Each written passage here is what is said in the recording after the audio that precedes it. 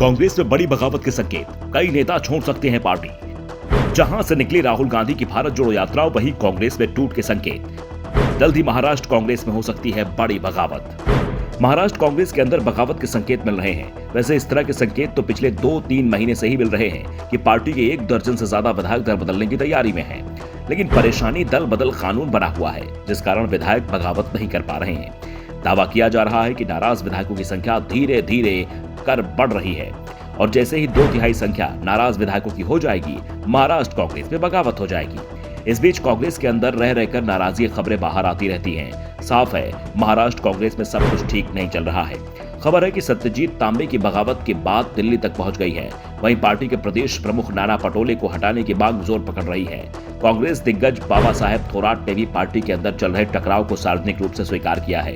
हालांकि उन्होंने किसी नेता का नाम नहीं लिया। नाराजगी प्रदेश कांग्रेस अध्यक्ष नाना पटोले को लेकर चल रही है।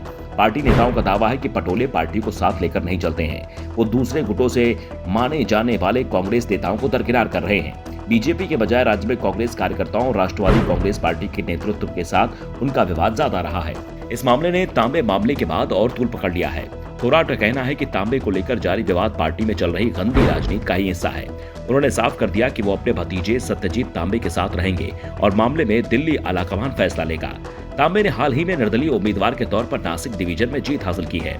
कांग्रेस ने उनके पिता और एमएलसी सुधीर तांबे को टिकट दिया था। सुधीर तांबे अपने बेटे के लिए टिकट मांग रहे हैं। पूरा परिवार सत्यजीत को ही मैदान में उतारना चाह रहा था, लेकिन कांग्रेस ने सत्यजीत की जगह सुधीर को टिकट थमा दिया। लेकिन सुधीर ने भी सत्यजीत का समर्थन करते हुए नामांकन दाखिल करने से ही इंकार कर दिया।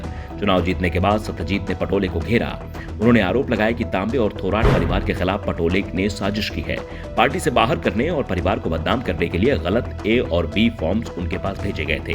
बाला साहेब थोराट ने नाना पटोले का नाम लिए बिना कहा, पार्टी के अंदर हो रही राजनीति परेशान करने वाली है। कुछ लोग हमारे बारे में गलत जानकारी फैला रहे हैं और यहाँ तक कह रहे हैं कि हम बीजेपी में शामिल हो रहे हैं। हम पूरे जीवन कांग्रेस की विचारधारा को मानते रहे और मानते रहेंगे। मैंने दिल्ली पार्टी नेतृत्व को जानकारी दे दी है और इस पर उचित कार्रवाई की जाएगी।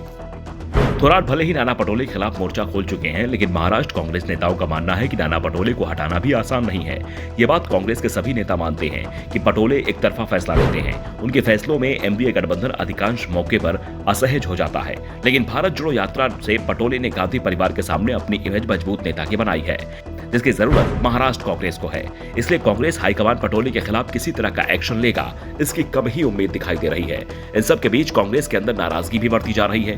थोराट भले ही दावा कर रहे हों कि वो बीजेपी में नहीं जा रहे, कांग्रेस का कोई नेता बीजेपी में नहीं जा रहा है, लेकिन इस बात से कोई इंकार नहीं कर रहा है कि सत्यजीत तांबे की जीत में बीजेपी का भी हाथ है।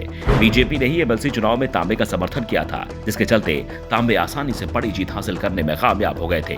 जिसके चलते ही कांग्रेस का एक गुट तांबे और थोराट पर बीजेपी के संपर्क में होने का दावा कर रहा है।